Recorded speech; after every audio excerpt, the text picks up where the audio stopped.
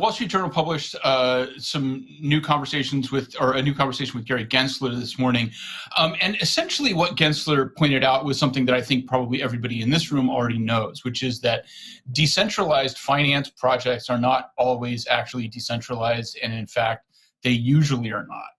Anybody who has been paying attention for a while is familiar with the phrase decentralization theater, which is, whether you're talking about a DeFi project or a crypto project more generally, you can do things like set up a foundation rather than running it as a company, or other things to kind of gesture towards the idea that nobody is in charge and therefore it can't be regulated.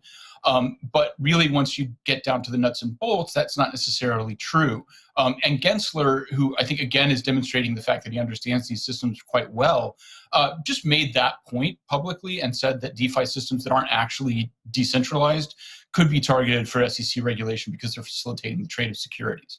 Yeah, that's the takeaway. How they actually do that is up in the air, but it's a clear signal that projects need to get decentralized if they're not already.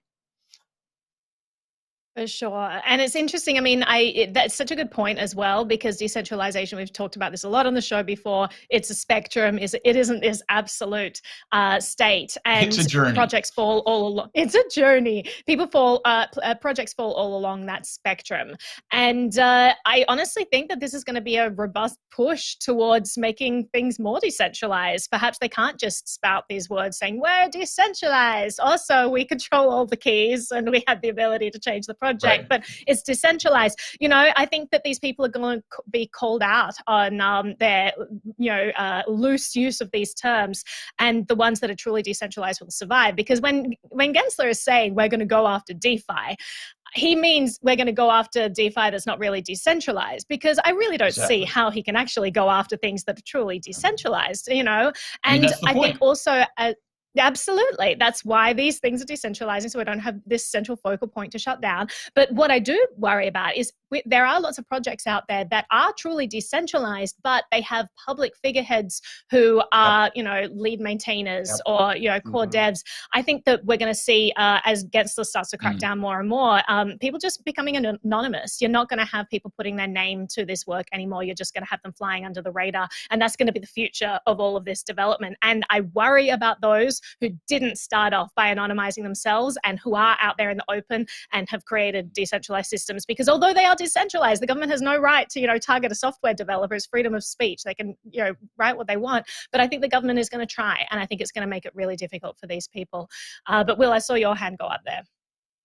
Yeah, just to add on to what you're saying there, quote at the bottom of that article from Gensler says, there's still a core group of folks that are not only writing the software like the open source software, but they often have governance and fees. There's some incentive structure for these promoters and sponsors in the middle of this. So that language is quite interesting. And I think it's necessary to note that decentralization in DeFi often just means censorship resistance at this point. It doesn't necessarily mean that everything is decentralized throughout it. So when we mean like censorship resistance, we mean this app lives on the Ethereum network as a smart contract, and you can't take it down without attacking the entire Ethereum network, which at this point is large enough, decentralized enough, where it would take a nation state attack to really pin that thing down, and that might still not even work.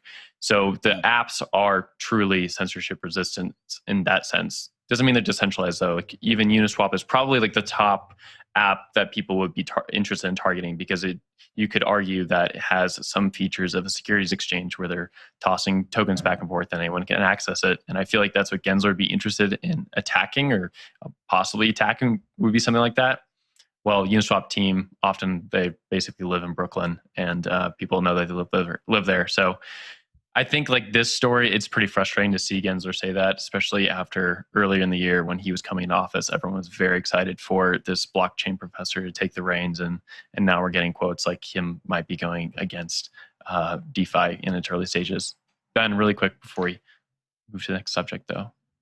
Yeah, no, for sure. I think that, Naomi, you kind of hit the nail on the head in terms of what the risks of this are. Like, I think going after open source technology is really troubling in its own right, particularly also just devs that might be contributing to projects and not necessarily have like an ownership stake or, be able to control every aspect of it. You're really like picking and choosing who you're going after, and that's really concerning. It gets back to the idea of these figureheads, right? These are people that benefit from the status that they sort of acquire as being spokespeople in some ways for these projects, even if they don't control it entirely. And I think that, we're going to see most likely like those individuals and those ones with like large followings and large voices in the crypto community be the ones that are potentially targeted. But I do think it's a really troubling precedent when you can just kind of pick some devs that you think are, transacting in securities and creating platforms for that, when they're really just doing some maintenance of part of a huge project that requires lots and lots of code. That opens a whole can of worms. But Jen, up to you.